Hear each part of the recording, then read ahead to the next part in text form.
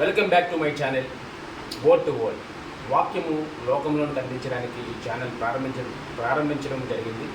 దాంట్లో భాగంగా చాలా వాక్యాలు, చాలా దేవుని యొక్క సందర్భాలు, దేవుని యొక్క విషయాలు ఈ యొక్క ఛానల్లో షేర్ చేయడం జరుగుతుంది.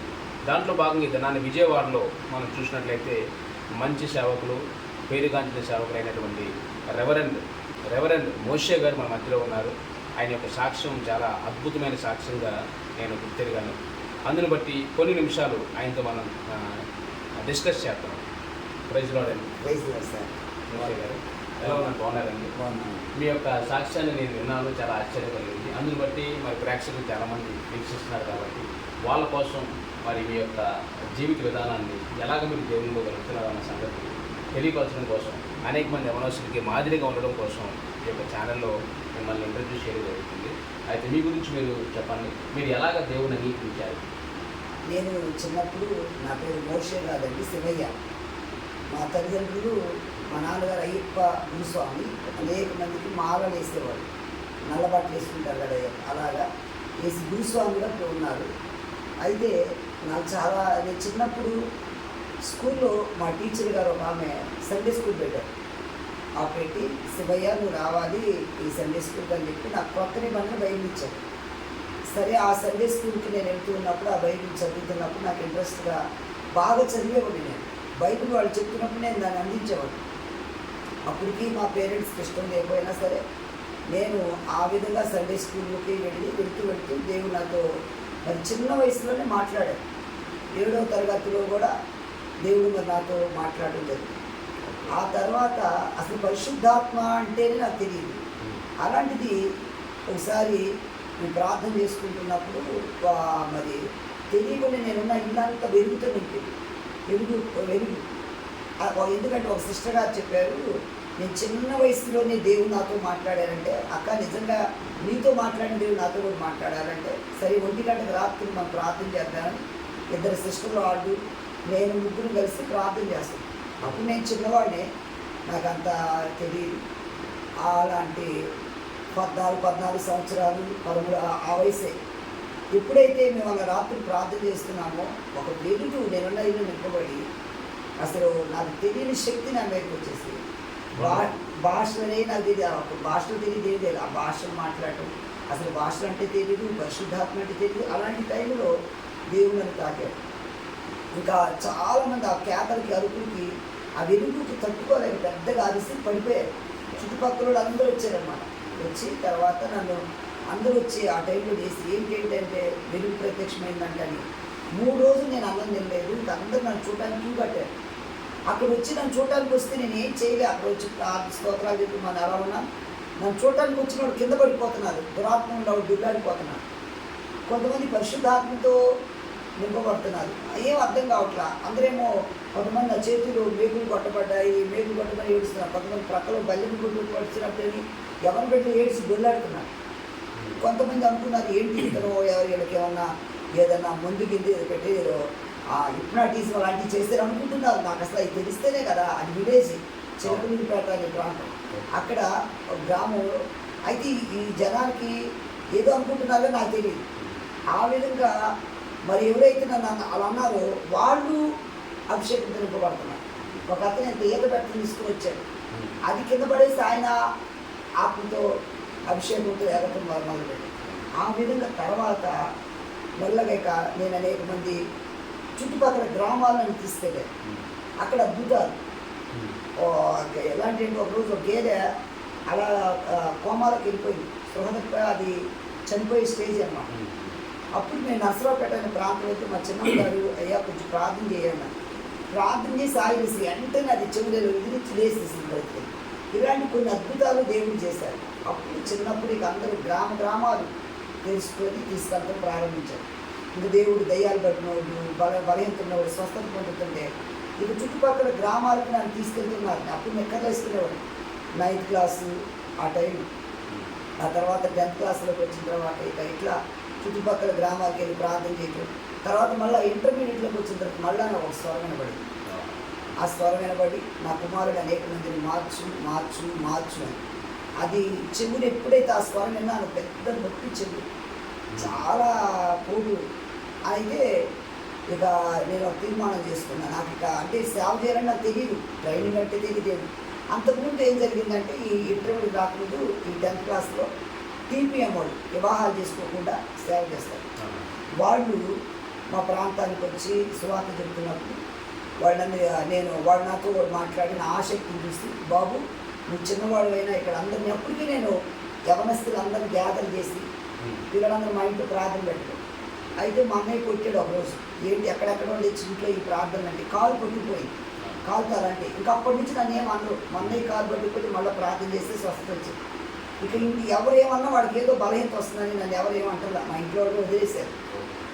ఆ విధంగా ఎన్నో అద్భుతాలు జరిగాయండి. ఆ తర్వాత ఇక మా గ్రామంలోని ఎంతమంది వాక్యం చెప్పమని అప్పటికి అక్కడ గ్రామంలో ఉన్న పాస్టర్ గారు పెరాసిస్ట్ ఉంటే నేను సండే స్కూల్కి వెళ్ళాను కదా, ఆ టీచర్ గారు నాన్నగారు ఇంకెవరు లేరు వాక్యం చెప్పడానికి. ఇక నేనే చిన్న వయసులో అప్పుడు అందరికి వాక్యం చెప్పడం.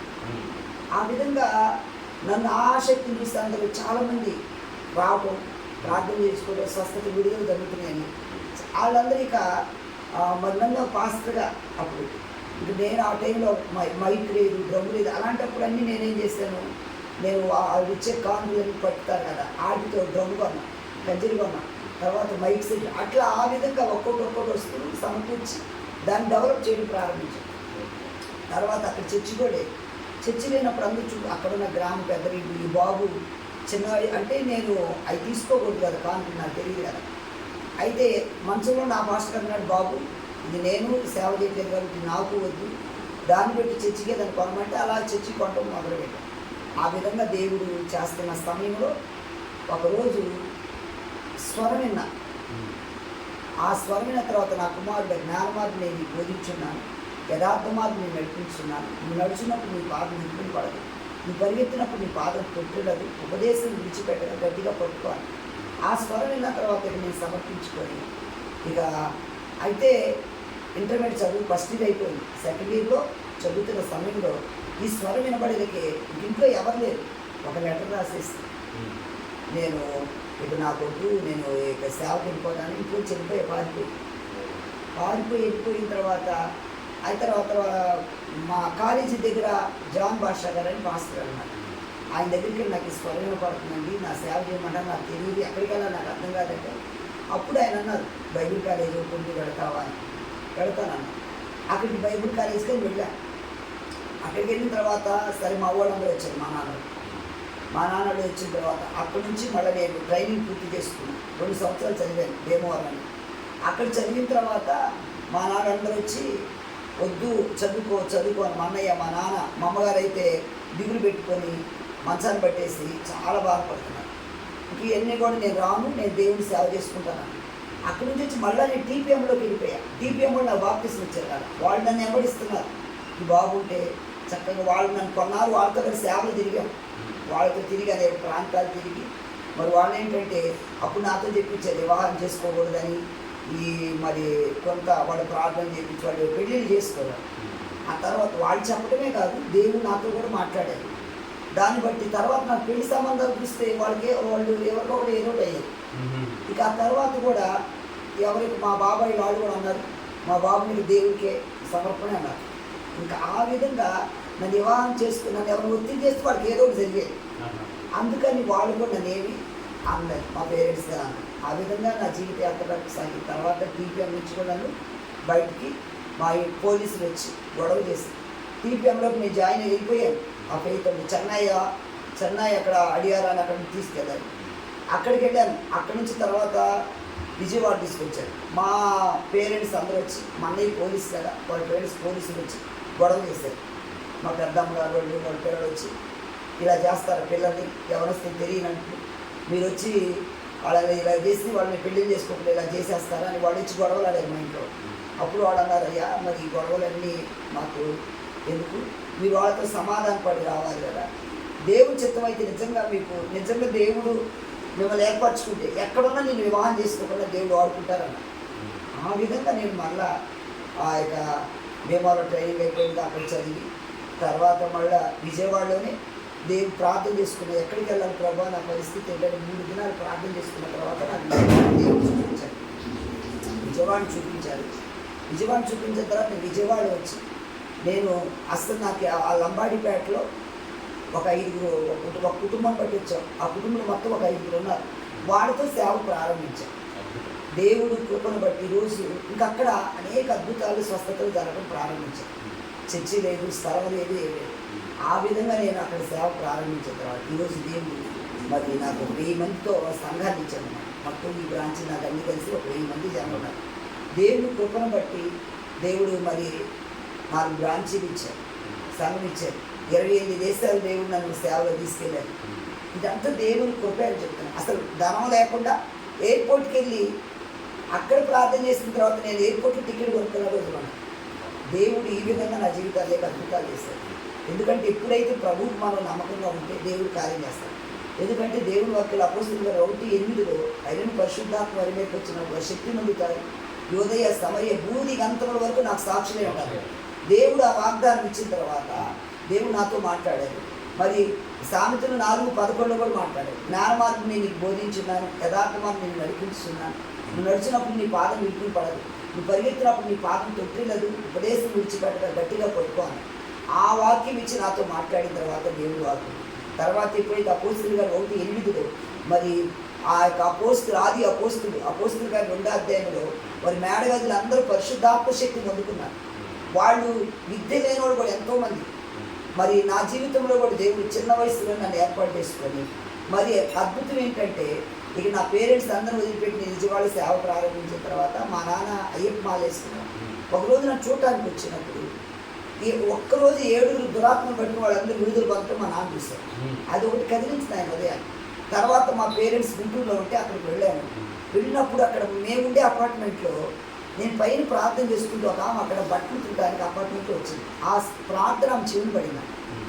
గబగబా పైకి వచ్చింది. అయ్యా ఇక్కడ ఎవరు ప్రార్థన చేస్తున్నాను నేనేనంటే ఆమె చెప్పింది, అయ్యా మా అమ్మ 6 నెలల నుంచి మంచంలో ఉందయ్యా, కాళ్ళు చేతులు పడిపోయాయి, ఏదన్నా నువ్వు వచ్చి ప్రార్థన చేయి బాబు, చిన్న అబ్బాయి రావు, నువ్వు ప్రార్థన చేస్తే దేవుడు వింటాడంటే ఇంటికి తీసుకెళ్ళి నామే వాళ్ళ ఇంటికి గుంటూరులోనే అరిక్షమే తీసుకెళ్ళింది.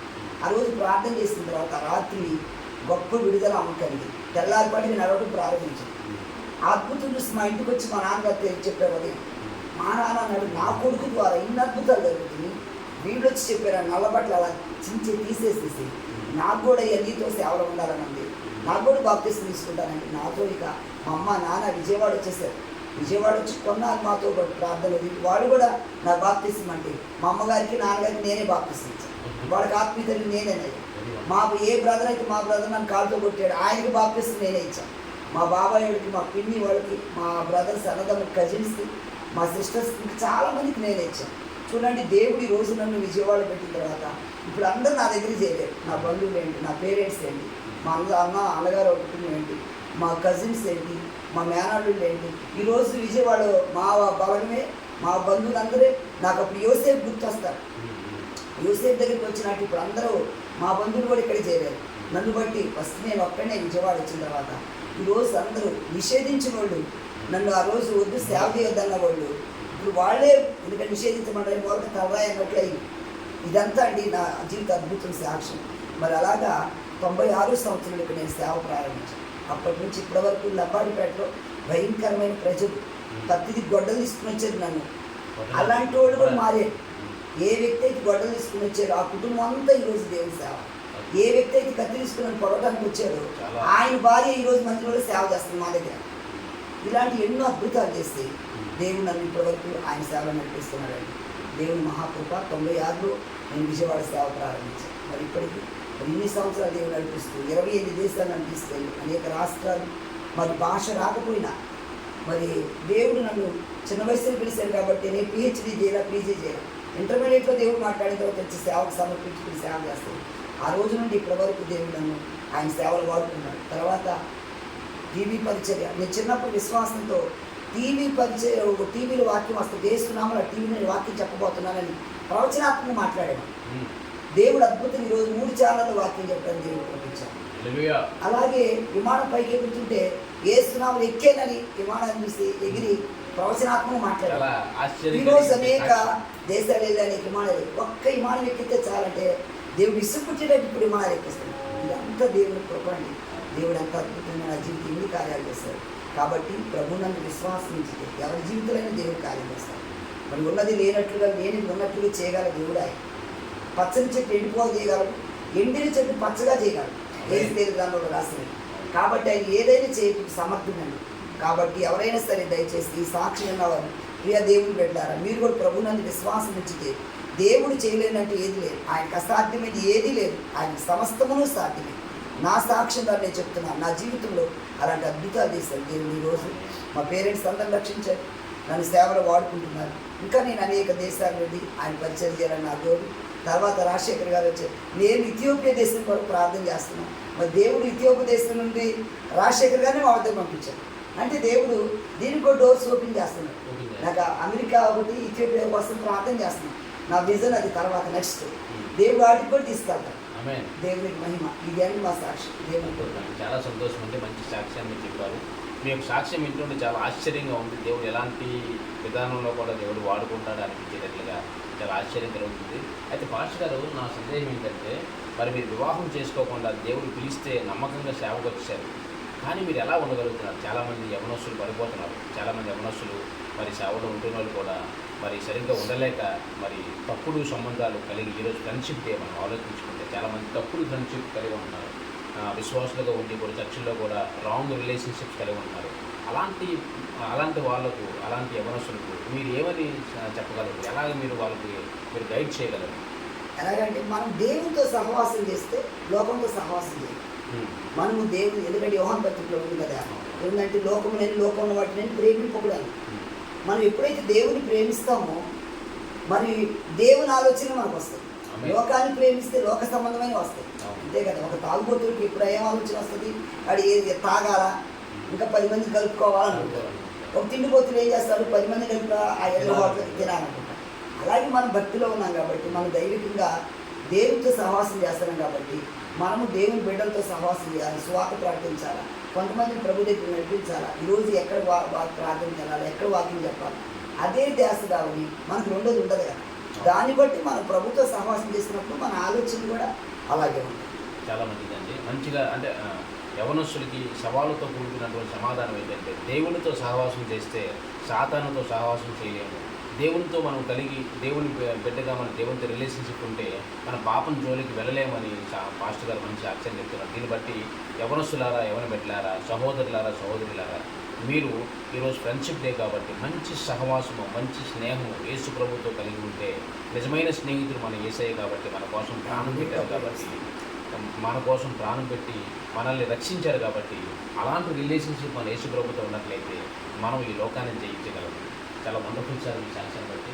నేను చాలా దీనికి పడ్డాను. నన్ను పిలిచారు వాక్య పరిచర్య కోసం.